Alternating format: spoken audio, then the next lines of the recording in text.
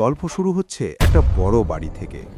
বাড়ির মালিক সাহেব খান সাহেব, একজন সফল ব্যবসায়ী। হঠাৎ একটা দুর্ঘটনা, সাহেব খান সাহেব মারা যান। তার বড় ছেলে আলিফ, যে সৎ মার ঘরের, আর ছোট দুই ভাই বোন সেলিম আর সুরাইয়া আপন মার ঘরের। আলিফ ফিরে আসে বাড়িতে, মা কাঁদছেন, কিন্তু সবাই যেন হতবাক, কারণ ব্যাংকের লোক এসে হাজির। আপনার আব্বু 1 কোটি টাকা লোন নিয়েছিলেন, বাড়ি ফ্যাক্টরি মর্টগেজ, 6 মাস কিস্তি দেওয়া হয়নি, 3 মাসের মধ্যে টাকা না দিলে সব কিছু ব্যাংকের। আলিফের মাথায় যেন বজ্রপাত। আমি তো কিছু জানিনি, আব্বু আমাকে কিছু বলেননি, কেন? মা বললেন, তোর পড়াশোনার জন্যেই তো এত ঋণ করেছে, তুই বিদেশে পড়তে যাবি, এটাই ছিল তার স্বপ্ন। কিন্তু সেলিম আর সুরাইয়া বলল, এখন আর ভাবার কিছু নেই, যা হওয়ার হয়ে গেছে, তুই একাই ভাব, আমরা জড়াবো না। আলিফ বলল, আমি বাড়ির বড় ছেলে, দায়িত্ব আমার। কিন্তু সেলিম বলল, পর কখনো আপন হয় না, তুই সৎ ভাই, যা ক্ষতি হয়েছে সব তোর জন্যে। আলিফের বুকটা ফেটে যাচ্ছিল, কিন্তু সে কিচ্ছু বলল না, শুধু মায়ের হাত ধরে বলল, মা, তুমি আমাকে পর ভাবো। মা বললেন, কখনো না, তুই আমার বড় ছেলে, ভেতরে চ। এদিকে আলিফের গার্লফ্রেন্ড হাসি ফোন করে, কি হয়েছে, তুমি ফোন ধরছ না কেন? আলিফ বলল, সব শেষ, আমি এখন বিয়ে করতে পারবো না, তুমি অন্য কাউকে বিয়ে করো। কিন্তু হাসি বলল, আমি তোমার প্রথম ভালোবাসা, মৃত্যু পর্যন্ত অপেক্ষা করব, যত ঝড় আসুক আমি তোমার পাশে থাকব। এবার আসি ফ্যাক্টরিতে। ফ্যাক্টরির ম্যানেজার বলল, আমি আর পারছি না, চাবি ফাইল নিন। আলিফ বলল, আমি হাল ছাড়ব না, আমি বিশ্বাস করি আমরা ফিরে আসব। সে একাই লড়তে শুরু করল। একদিন গেল একটা বড় কোম্পানিতে। স্যার, আমি সাহেব খানের ছেলে, একটা কন্ট্রাক্ট দিন। স্যার বললেন, এত বড় কন্ট্রাক্ট, তুমি পারবে? আলিফ বলল, আমাকে পারতেই হবে, না হলে আমার পরিবার রাস্তায় দাঁড়াবে। স্যার মুগ্ধ, দিলেন কন্ট্রাক্ট। কিন্তু বিপদ শেষ নয়। একজন দেনাদার এলো, তোর আব্বু আমার কাছ থেকে 20 লাখ টাকা নিয়েছিল, এক্ষুনি দে, নইলে ফ্যাক্টরি বন্ধ। আলিফ বলল, সময় দিন, 3 মাস, আমি শোধ করব। দেনাদার রাজি হল, কিন্তু আলিফের কাছে সময় মাত্র 3 মাস।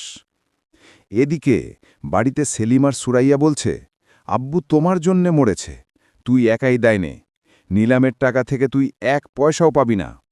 আলিফ বলল, তোরা যা চাইবি তাই হবে, আমি তোদের আপন ভাই। কিন্তু তারা কিচ্ছু শুনল না। আলিফ একা লড়ছে, হাসি তার পাশে, মা তার জন্য দোয়া করছেন। আলিফ আরও জোরে লড়তে শুরু করল। কন্ট্রাক্টের কাজ 2 মাসের ছিল, সে 25 দিনে শেষ করে ফেলল। স্যার মুগ্ধ, আমি স্বপ্নেও ভাবিনি, এবার থেকে আমার কোম্পানির সব অর্ডার তোমাকেই দেব। আলিফের চোখে আলো। এদিকে হাসির সঙ্গে দেখা, রেস্টুরেন্টে বসে। হাসি জিজ্ঞেস করল, ফ্যাক্টরির কাজ কেমন? আলিফ বলল, ভালো, এই কন্ট্রাক্ট ঠিকমতো ডেলিভারি দিতে পারলে খুব তাড়াতাড়ি বেরিয়ে আসব। হাসি হাসল, দোয়া করি সব ঠিক হয়ে যাক। হঠাৎ হাসি দেখল সেলিম একটা মেয়ের সঙ্গে হাসছে। হাসি বলল, ওটা তোমার ভাই, সৎ ভাই? আলিফ রাগ করে বলল, বেশি বকো না। রাতে বাড়ি ফিরে মা বললেন, এখনও শুতে যাওনি? আলিফ বলল, চিন্তা করো না মা, সব ঠিক হয়ে যাবে। মা বললেন, সেলিম ঘুমিয়েছে, আমি দেখে আসি। আলিফ বলল, থাক, আমিই যাচ্ছি, ওর সঙ্গে কথা আছে। সেলিমের ঘরে। আলিফ বলল, চলে যাচ্ছিস কেন? সেলিম বলল, তোমার সঙ্গে আমার কোনো কথা নেই, তুমি রাস্তায় মেয়ে নিয়ে ফুর্তি করো, আবার বড় বড় কথা। আলিফ বলল, আমি যা করছি সব পরিবারের জন্যে। সেলিম হাসল। আলিফ বলল, আমি বুঝেছি, আমি থাকলে তোদের অসুবিধা, সব ঠিক করে দিয়ে চলে যাব। পরদিন স্যারের কাছে, কন্ট্রাক্ট ডেলিভারি। স্যার বললেন, ওয়েল ডান। ব্যাংকের লোক এলো, আলিফ সই করল, সব ঋণ শোধ, দেনাদারের 20 লাখও দিয়ে দিল। আলিফ বাড়ি ফিরল, সেলিম সুরাইয়ার হাতে দিল ফ্যাক্টরির ডকুমেন্টস, সম্পত্তির দলিল, আর একটা চিঠি। চিঠিতে লেখা, আমি যা কিছু করেছি সব পরিবারের জন্যে, তোরা আমায় আপন ভাবলি না, সারা জীবন সৎ ভাই ভাবলি, কিন্তু আমি তোদের আপন ভাই। আব্বুর সব ঋণ শোধ করেছি, সম্পত্তি তোদের নামে, দোয়া করি তোরা সুখে থাকিস। মাগো, ক্ষমা করো, বাকি জীবন তোদের সঙ্গে কাটাতে পারলাম না। সেলিম সুরাইয়া কাঁদতে লাগল। মা বললেন, ভাই বাড়ি ছেড়ে চলে গেছে।